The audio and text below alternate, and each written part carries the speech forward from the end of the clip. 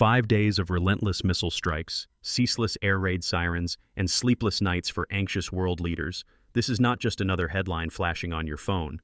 The escalating conflict between Israel and Iran is shaking not only the already volatile Middle East, but also global markets, energy prices, and the very diplomatic threads holding the international community together.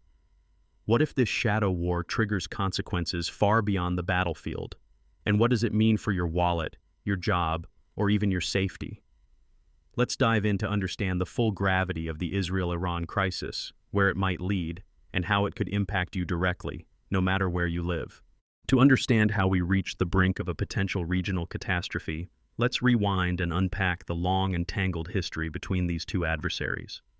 The animosity between Israel and Iran is not a recent development, nor is it rooted in a single incident or disagreement. Instead, it is a complex, decades-old rivalry, a high-stakes chess match played out in secret research facilities, shadowy cyber operations, fiery speeches at the United Nations, and, in the last week, direct military confrontation. Since the Islamic Revolution in Iran more than 4 decades ago, the two countries have been ideological and strategic foes. Israel perceives Iran's nuclear ambitions as an existential threat, one that goes beyond politics and into the very survival of the country. Iranian leaders, on the other hand, denounce Israel as an illegitimate occupier and a destabilizing force in the region. Over the years, proxy wars have erupted in Lebanon, Syria, and Gaza, with both countries supporting opposing factions, fueling instability across the region. The collapse of the Joint Comprehensive Plan of Action, also known as the JCPOA or the Iran nuclear deal, marked a turning point. When the agreement fell apart, diplomatic efforts to limit Iran's nuclear program stalled. Iran began enriching uranium to levels dangerously close to weapons grade, citing its right as a sovereign nation but setting off alarm bells worldwide. Israeli leaders, from Benjamin Netanyahu to his predecessors, have repeatedly stated that a nuclear-armed Iran is a red line, one they would not allow to be crossed, no matter the cost.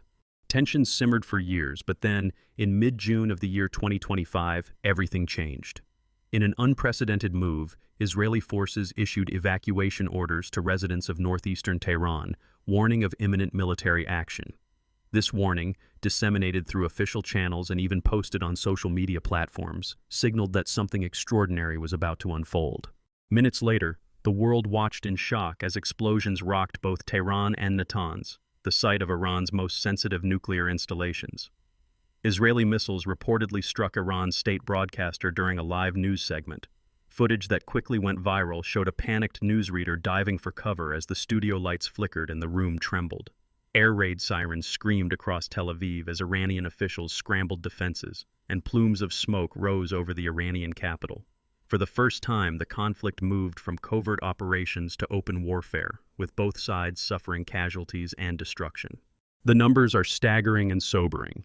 In just 5 days of fighting, Iranian authorities have reported at least 224 civilians killed. The vast majority of victims are ordinary people, families, shopkeepers, children, caught in the crossfire of an international crisis. Israel, for its part, says 24 civilians have lost their lives, and nearly 3,000 people have been evacuated from their homes as a result of Iranian missile strikes. These numbers, while shocking, only hint at the human cost of modern warfare, a cost that extends far beyond the battlefield. The economic aftershocks have been immediate and severe. Oil prices surged by more than 2% in early Asian trading, a clear sign that global investors are bracing for possible supply shocks and further instability. Even a brief disruption in oil flows from the Persian Gulf can send ripples across the world economy, driving up transportation costs, increasing the price of goods, and squeezing household budgets from London to Lagos to Los Angeles. The energy markets are not just reacting to current events, they are pricing in the risk of prolonged conflict and the possibility of a broader war that could engulf the region. The United States, for its part, has responded with a flurry of strategic moves. Over 30 military refueling aircraft have been repositioned to Europe, signaling both a readiness to support allies and a cautious approach to direct involvement. American diplomatic channels are working overtime. President Donald Trump has made repeated calls for the immediate evacuation of Tehran, warning that the city is not safe amid ongoing hostilities. At the same time, the United States is weighing its diplomatic options, balancing the need to deter further escalation against the risk of being drawn directly into the conflict. Meanwhile, the Iranian parliament is locked in heated debate over a bill to withdraw from the Nuclear Non-Proliferation Treaty, a move that would have profound implications for global security.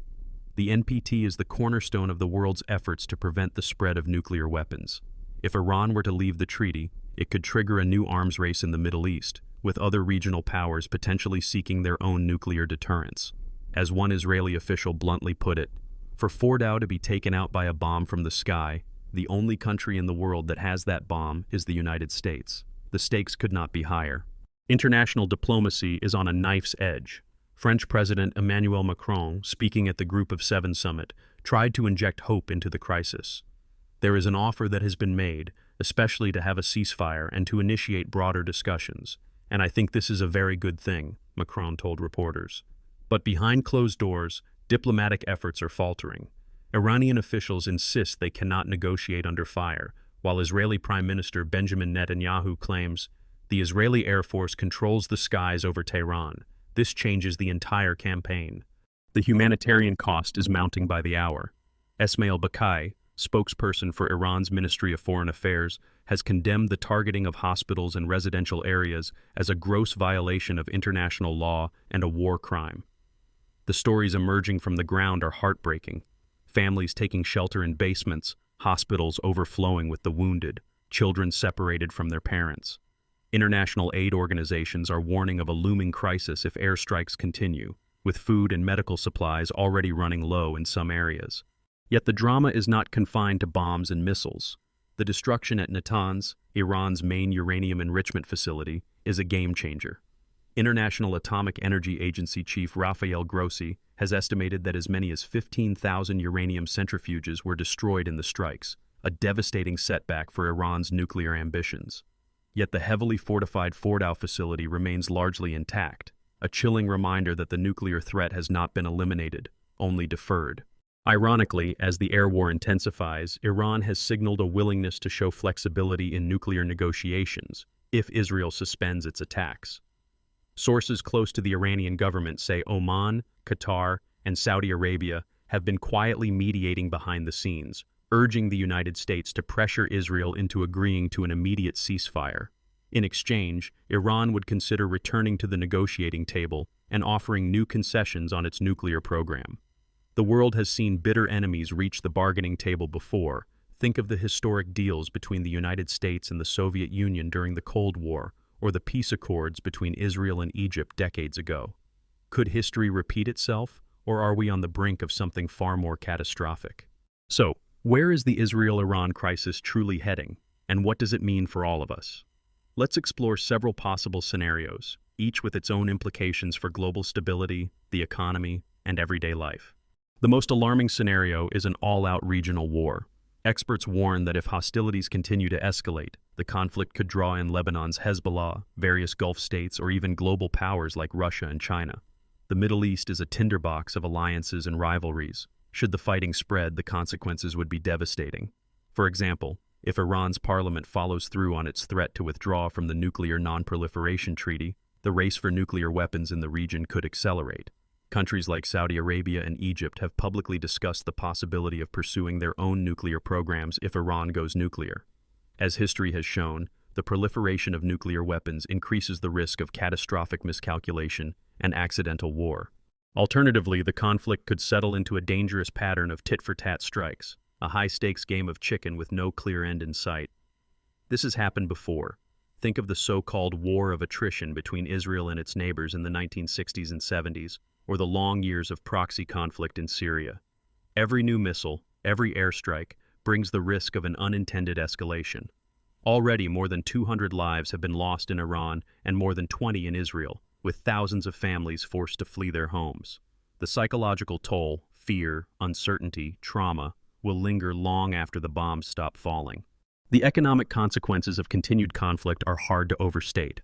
When oil prices spiked by more than 2% in a single day after calls for evacuation in Tehran, it was just the beginning. History teaches us that war in the Middle East can send shockwaves through the global economy. During the first Gulf War in the early 1990s, oil prices doubled in a matter of weeks. The Arab-Israeli conflicts of the 20th century caused energy crises and recession in distant corners of the world. Today, in our interconnected global economy, disruptions in oil exports can quickly translate into higher prices at the pump, increased costs for goods, and even food shortages in vulnerable countries. Supply chains, already strained by recent pandemics and geopolitical disputes, could face new disruptions. Airlines may suspend flights, insurance premiums may rise, and investors could flee to safe havens, triggering volatility in stocks, currencies, and commodities. Let's not forget the human dimension. The United Nations and international relief agencies warn that a protracted conflict would create a massive humanitarian emergency. Millions could be displaced, overwhelming the capacity of neighboring countries to provide shelter and aid. In past Middle Eastern conflicts, such as the Syrian civil war, waves of refugees have altered the politics and societies of Europe and beyond. The risk now is that this crisis could be even larger in scale and more difficult to contain. Yet even amid the darkness, there is a glimmer of hope. French President Emmanuel Macron has described the current ceasefire proposal as a very good thing. If leaders seize this moment, a new round of nuclear talks could take shape. Iran has hinted at flexibility if attacks cease, and the quiet mediation efforts of Oman, Qatar, and Saudi Arabia may help bridge the divides. The world has witnessed historic breakthroughs before: the Camp David Accords, the Iran nuclear deal in 2015, and even the recent Abraham Accords between Israel and several Arab states. These examples remind us that diplomacy, while difficult and slow, is not impossible, even among bitter enemies. So, why should you care beyond the breaking news alerts? Here's what this crisis means for all of us, regardless of where we live or what we do. First, understand how global events can touch your everyday life in ways you might not expect. When oil prices jump, that translates into higher transportation costs, pricier goods at the store, and, in some places, even shortages of basic necessities. For families living paycheck to paycheck, even a small rise in fuel or food prices can mean difficult choices. For investors and savers, the message is equally urgent. Watch for market swings. Crises like these can shake not only the stock markets of Tel Aviv or Tehran, but also the value of your retirement savings, the price of your home, and the stability of your job. In times of uncertainty, financial markets are often roiled by fear and speculation. Diversifying your portfolio, maintaining an emergency fund, and staying informed about global trends are all practical steps you can take. Second, the Israel-Iran conflict is a masterclass in how fragile peace can be and how quickly it can unravel. It reminds us of the importance of diplomacy, information literacy, and the need to question narratives from all sides. In an age where social media amplifies every move, being an informed global citizen is more crucial than ever. Disinformation and propaganda can fuel panic, spread rumors, and even drive decision-making at the highest levels. Take time to verify sources, seek out multiple perspectives, and engage in constructive dialogue. Third, there are important lessons for policymakers and everyday people alike. For those in positions of authority, this crisis underscores the cost of failed negotiations and the perils of brinkmanship. Decades of missed opportunities and broken promises have led to the current impasse. For ordinary citizens, the lesson is to build resilience, diversify your investments, stay informed on global affairs, and support humanitarian organizations working on the ground. Small actions, donating to relief efforts, writing to elected officials, or simply staying engaged, can make a difference. Let's also consider the ripple effects beyond the immediate region. Much of the world's uranium used for peaceful energy production actually passes through Middle Eastern trade routes. Instability in the region could disrupt the supply of nuclear fuel worldwide, impacting power grids as far away as Asia and Europe. In an era of climate change and energy transition, any disruption to the flow of critical materials could delay green energy projects, increase costs for consumers, and set back efforts to reduce carbon emissions. Looking further ahead, the outcome of the Israel-Iran crisis may reshape the strategic landscape of the Middle East for generations. If Iran does withdraw from the Non-Proliferation Treaty, we could see a cascade of nuclear proliferation, with rival states rushing to build their own arsenals. Alternatively, a successful ceasefire and renewed negotiations could open the door to a new era of regional cooperation, however fragile or tentative it may be. Expert opinions remain divided. Some, like H.A. Hellier of the Royal United Services Institute, warn that the attacks are strengthening hawkish voices in Iran, increasing the risk of further escalation.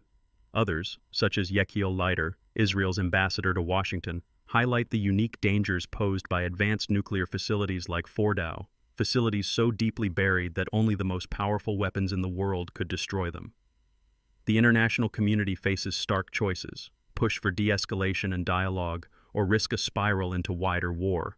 So, as we reach the end of our journey through this crisis, the answer to our opening question is both sobering and urgent. Will the crisis spiral into wider chaos, drawing in more countries and threatening global security? Or will a fragile ceasefire hold, paving the way for real negotiations and a new understanding? The truth is, the outcome depends not just on national leaders or military might, but on the pressure and vigilance of the global community, including you.